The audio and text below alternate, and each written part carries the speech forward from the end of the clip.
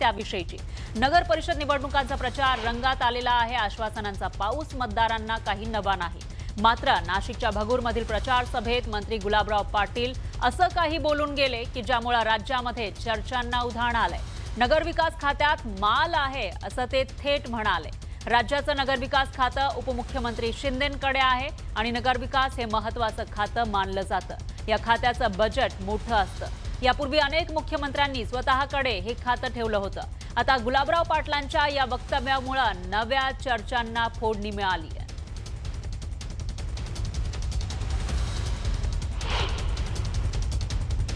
आणि आता तो नगरविकास खाता आपल्याकडे आहे। ये माल है नगरविकास में। माझी तर नगरपालिका आता झाली नशिराबाद। मी मागच्या भाषणातही बोललो, नगरपालिका होण्याच्या अगोदर 5 कोटी रुपयाची बिल्डिंग तयार आहे माझी। पाण्याची योजनेचं काम चालू आहे, गावात टकाटक रोड आहे। तर पाटील एवढ्यावरच थांबले नाही, निवडणुकीपूर्वी लक्ष्मी दर्शन घडेल असंही ते बोलून गेले। नेमकं काय म्हणताय ऐकूया। लोक हुशार आहे। 22 तारखेला मतदान होतं, मागच्या वेळेस 21 तारखेला आमदारकीचं, 20 तारखेला 18ला लई लक्ष्मी फिरली, सरदार फिरली। उठ बघता काय झोपलाय, उठ मी आली आहे, तुला प्रसन्न होते। बाहेर खाती टाकून झोपा तुम्ही बी 1 तारखेला लक्ष्मी येणार, उठ बघता काय झोपलाय, उठ। पण लोक समजदार आहे।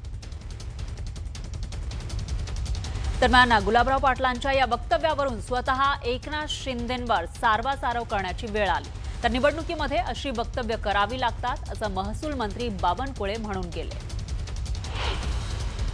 नगर विकास खाता म्हणजे या नगरपालिकेच्या निवडणुका आहे, नगर पंचायतीच्या निवडणुका आहे। त्यामुळे यामध्ये याचा विकास जो आहे नगर परिषदांचा, या छोट्या शहरांचा नगरपालिकेच्या माध्यमातून होत असतो आणि नगरपालिका या नगर विकासाच्या अखत्यारीत येत असतात आणि नगर विकास विभागाच्या माध्यमातून देखील आम्ही छोटी छोटी जी शहर आहेत ती डेव्हलप झाली पाहिजे।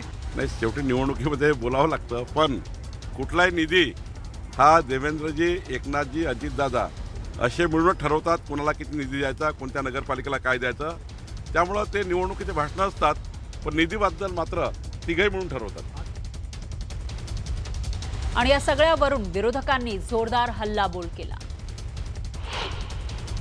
माल आहे या शब्दाचा अर्थ काय, लक्ष्मी येणार आहे या शब्दाचा अर्थ काय। सत्ताधारी पक्षातले मंत्री अशा पद्धतीनं वक्तव्य करतात। पोलीस झोपलेले आहे का, निवडणूक आयोग झोपलेले आहे का? मग आपण निष्पक्ष निवडणुका कशा पद्धतीनं होतील, निरपेक्ष निवडणुका कशा पद्धतीनं होतील, जनता निर्भयपणे मतदान कशा पद्धतीनं करेल हा प्रश्न निवडणूक आयोगाला आम्ही विचारतो। ते पैशाचीच मस्ती आहे आणि मला वाटते निवडणूक आयोग अशा झोपा काढतं। एक मंत्री जर असा बोलत असेल तर त्याच्यावर गुन्हे दाखल झाले पाहिजे, त्यांच्यावर गुन्हे, तिथल्या विरोधकांनी कम से कम ते रिपोर्ट तरी दिला पाहिजे। अशी बोलणाऱ्याची मस्ती जिरवणं गरजेचं आहे। आणि गुलाबराव, तुम्हाला असं वाटत असेल का पैशानं सगळे लोक विकत घेतले जात आहे, तर हे चुकीचं आहे। तर गुलाबराव पाटलांनी भगूरची सभा गाजवली। येत्या 1 डिसेंबरला लक्ष्मी दर्शन होणार आहे असं ते म्हटले। त्यामुळे अनेकांच्या भुवया उंचावल्या। दुसरीकडे त्यांनी अजित पवार आणि नारायण राणेंचं नाव घेत जोरदार फटकेबाजीही केली। पाहूया।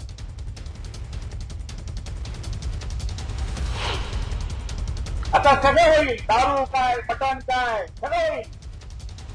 मटण तुमचं घ्या म्हणावं, पण मटण आमचं गावावं म्हणावं। लोक पण लय विचार आहे। सकाळी काँग्रेसचं ठेवता, दुपारी राष्ट्रवादीचं ठेवता, संध्याकाळी शिवसेनेचं ठेवता। वरतून सांगता आपले सगळ्यांचे संबंध आहे, ज्याला द्यायचं त्याचं पक्क ठरलंय। आणि यावेळी बोलताना त्यांनी नारायण राणेंसंदर्भात काय भाष्य केलं तेही पाहूया। हे असे लोक मोठे केले, हा पुन्हा नारायण राणे काय करायचे, काय करायचं, कोंबडी विकायचे असं आहे। वेगळा अर्थ काढून हे भगूर म्हणजे कठीण गाव दिसतंय मला। नाही नाही, तसं नाही म्हणत आपण. आपल्या पक्षाचे नीतीचे आहेत ते आपलं लव्ह मॅरेज असं नाही बोलायचं. हम सब एक है, गांधी जी एक है. दरम्यान स्थानिक विकास कामांच्या मुद्द्यावरून पाटलांनी थेट उपमुख्यमंत्री अजित पवारांवरही निशाणा साधला. प्रस्ताव पडलाय तर इलेक्शन आपटून द्या, नारळ फोडायला बोला. मला त्यावेळेस निमंत्रण होतं तुमच्या इथलं, पण मी परवानगी दिली. अजितदादांनी मला सांगितलं की तू जाऊ का भपूरला, तुझी परवानगी आहे का? म्हणलं उपमुख्यमंत्री तुम्ही जाऊ शकता. मी हो म्हणलं, मी नाही म्हणलं. पण असं म्हणू नये, शाण्यासारखं राहावं, ज्याचं आहे त्याचंच म्हणावं. दुसऱ्याचं पोट्ट मांडीवर बसवलं तर दत्तक होते, काहीच काम आता